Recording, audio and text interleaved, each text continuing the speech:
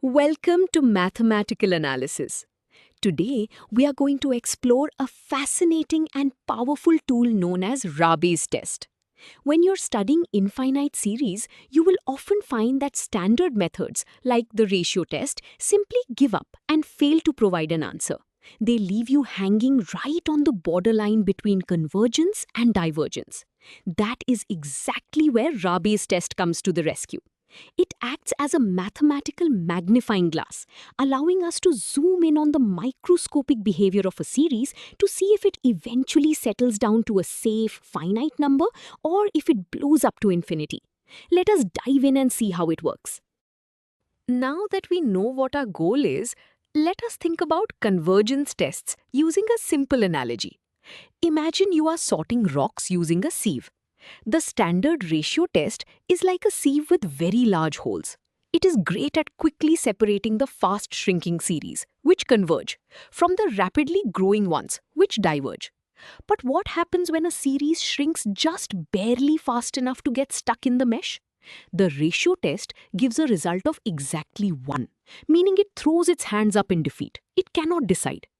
To handle these borderline rocks, we need a much finer sieve. Raabe's test is exactly that finer sieve. It acts like a magnifying glass, zooming in on the tiny, microscopic differences between consecutive terms that the ratio test completely missed. This brings us to the mathematical engine of Raabe's test. Conceptually, we only use this formula after the ratio test has failed, by giving us a limit of exactly 1. Notice that inside the parentheses, we are looking at the inverted ratio. We divide the current term by the next term, which is upside down compared to the standard ratio test. We then subtract 1 to measure exactly how far away this ratio is from being perfectly equal.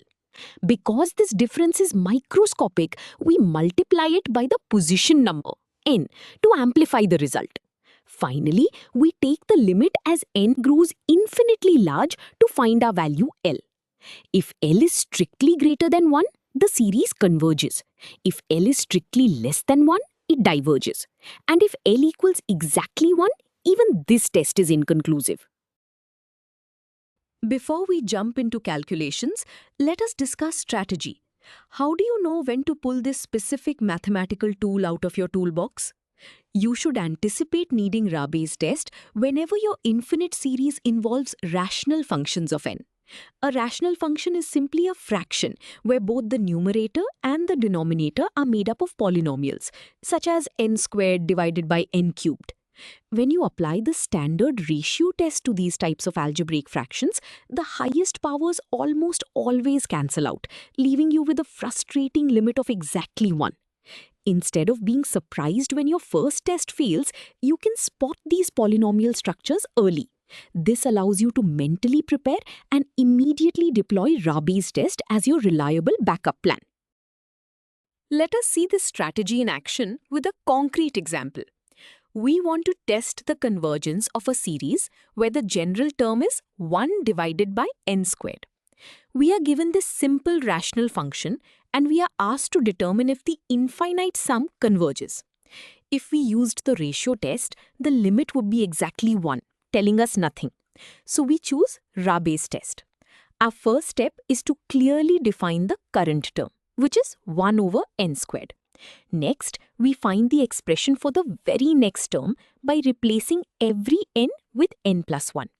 Then, we set up the inverted ratio required by our formula, placing the current term on top and the next term on the bottom. By dividing these fractions, we flip the denominator and multiply, giving us a single clean rational expression to work with.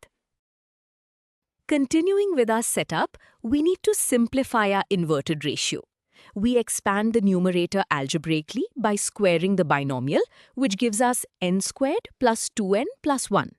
We then divide each of those 3 terms by the denominator, n squared, individually. This breaks our single fraction apart into a whole number, 1, plus some smaller fractional pieces. Now, following the core mechanics of Raabe's test, we subtract exactly 1 from this expanded ratio. This crucial step removes the whole number, leaving only the tiny fractional remainders that represent the microscopic difference we want to study.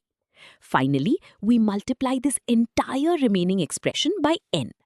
This multiplication acts as a mathematical magnifying glass, distributing the n across the terms and scaling up those tiny differences so we can actually measure them in the next step. Now we are ready to evaluate the final limit of our magnified expression. We take the limit as n grows infinitely large. As n approaches infinity, any fraction with n in the denominator, like 1 divided by n, shrinks down to exactly 0. This leaves us with a solid finite number for our limit, which evaluates to exactly 2. We then compare this calculated limit to the established rules of Raabe's test. Since our result of 2 is strictly greater than 1, the test gives us a definitive answer. The series converges. Physically, this means that if we add up all the infinite terms in this sequence, they shrink fast enough to avoid blowing up, eventually settling down to a stable, finite sum. We have seen Raabe's test succeed. But what happens when it fails? Let us look at a rare but important scenario where even this fine sieve cannot give us a definitive answer. This occurs when our final calculated limit equals exactly 1. Series that involve natural logarithms are notorious for shrinking incredibly slowly, making them extremely tricky to analyze. They sit right on the razor-thin boundary line between converging and diverging. To see what an inconclusive result looks like in practice, we are going to test one of these stubborn logarithmic series. It will require some careful algebraic manipulation and standard approximations, but it is crucial to understand the limits of the tools we are using. Here is our new challenge. We are given a series where the general term is 1 divided by the product of n and the natural logarithm of n. We are asked to test its convergence. Because of the linear and logarithmic terms in the denominator, we know this will shrink very slowly. We start exactly as before by identifying the current term. Next, we carefully substitute n plus 1 wherever we see an n to find the immediately following term, making sure to use parentheses to avoid algebraic mistakes. We then construct the inverted ratio by dividing the current term by the next term. By multiplying by the reciprocal, we bring the n plus 1 expressions to the numerator. Finally, we group the algebraic terms and the logarithmic terms separately to make the complex fraction easier to handle. Now we need to simplify this complex ratio. Inside the top logarithm, we factor out an n. This creates a structure of n times 1 plus 1 over n. We then apply the fundamental properties of logarithms, which tell us that the logarithm of a product can be split into the sum of two separate logarithms. This separates the standard logarithm of n from the logarithm of the tiny fractional part. Next, we divide both of these new pieces by the denominator, the natural logarithm of n. This simplifies the logarithmic fraction into 1 plus a much smaller, more manageable logarithmic ratio. This strategic grouping is a common and powerful technique in advanced mathematical analysis to prepare expressions for approximation. At this stage, we use a standard mathematical approximation. When a value x is very close to 0, the natural logarithm of 1 plus x is approximately equal to just x. Since n is growing towards infinity, 1 over n is a very small number. Therefore, we can replace the logarithm of 1 plus 1 over n with simply 1 over n. We substitute this approximation into our equation, which completely removes the complex logarithmic term from the numerator. This turns our difficult expression into a much simpler product of two binomials. We then multiply these two group terms together using standard algebraic distribution. We keep all four resulting terms, even the extremely small ones with n squared in the denominator, to ensure our final limit calculation is perfectly accurate. We are now ready to execute the final mechanics of Raabe's test. We subtract 1, which eliminates the leading whole number, leaving only the fractional pieces representing the rate of change. We then multiply the entire result by n, distributing it carefully across all remaining terms to scale them up. Finally, we take the limit as n approaches infinity. As n grows endlessly large, the natural logarithm of n also grows endlessly large. This means any fraction divided by it shrinks to exactly 0. All the fractional terms vanish completely, leaving us with a final limit value of exactly 1. Because our limit falls right on the boundary line, Raabe's test is completely inconclusive here. It fails to tell us if the series converges or diverges. So what happens when Raabe's test fails? Just like in the logarithmic example we just solved. We certainly do not just give up and declare the problem impossible to solve. In mathematical analysis, there is always a deeper layer. When Raabe's test is inconclusive, we rely on an even more powerful ultimate tool called the Gauss test. The Gauss test is a further refinement used specifically for these exact scenarios. Instead of just looking at a limit, it looks at the exact algebraic expansion of the terms. You will learn about the Gauss test in the very next unit, and it will finally solve these stubborn borderline cases once and for all.